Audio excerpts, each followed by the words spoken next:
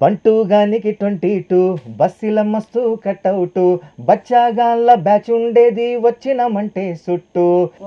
త్రివిక్రమ్ గారికి ఒక లైన్ నచ్చిందంట ఈ సాంగ్ లో. అవునండి, అంటే చరణం నుంచి ఎత్తుకున్న ఎక్స్ప్రెషన్స్ అన్నీ బాగా నచ్చాయి నాకు. ఇమ్మీడియట్లీ ఒక 10 మిలియన్లు 20 మిలియన్లు దాటగానే పాట ఒకరోజు ఫోన్ చేసి దాదాపు 45 నిమిషాలు మాట్లాడి ఇప్పుడంతా మామూలుగా ఆ రిథమ్కో లేకుంటే ఆ స్వింగ్కో రాములో రాములా అంటూ అందరూ ఊగుతున్నారు, కానీ మీకు లాంగ్ రన్లో చరణాల గురించి లిరిక్స్ గురించి మాట్లాడతారండి. మీ పిల్లల్ని కూడా రెడీ చేసేస్తున్నట్టున్నారు. ఆయనేమో చిన్న ఆయన సాంగ్స్ పాడేస్తాడు, లిరిక్స్ గుర్తు పెట్టేసుకొని, ఈయనేమో మ్యూజిషియన్ చేద్దామనా లేకపోతే మ్యూజిక్ అంటే వాళ్ళ ఛాయిసే అండి, అది మంచి ప్లే చేస్తాడు వీడు, వాడు కూడా పాటలు బాగా పాడతాడు. సో ఏదైనా ఒక సాంగ్ మా కోసం ప్లే చేస్తారా మీరు? అంటే ఇప్పుడు రీసెంట్గా మనకి కలర్ ఫోటో మూవీ రిలీజ్ అయింది కదా, ఎగ్జాక్ట్లీ. అందులో తరగతి గది అని ఒక సాంగ్ ఉంది, సో అది ప్లే చేద్దాం. ఓకే.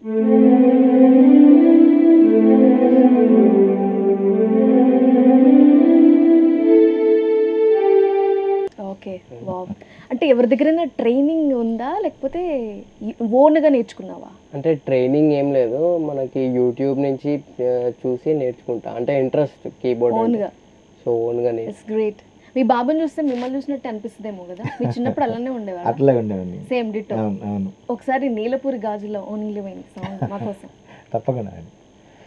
నీలపూరి గాజులవో నీలవేణి నిలుచుంటే కృష్ణవేణి, నువ్వు లంగవోని వేసుకొని నడుస్తూ ఉంటే నిలువలేని బాలామణి. సో మీకు ఇష్టమైన మ్యూజిక్ డైరెక్టర్ అంటే ఎవరండి?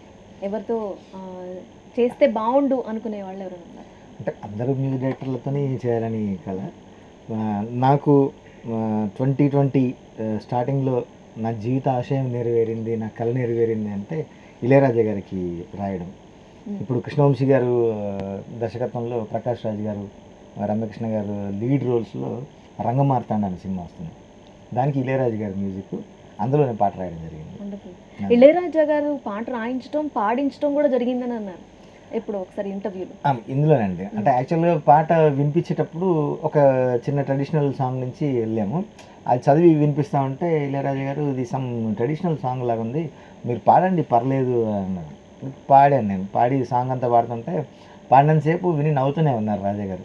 అంటే పాట అంతా అయిపోయిన తర్వాత రేపు ట్రాక్ సింగర్ ఎవరిని పిలవనవసరం అవసరం లేదు, తనతో పాడిచ్చేద్దాం అన్నాడు సడన్గా.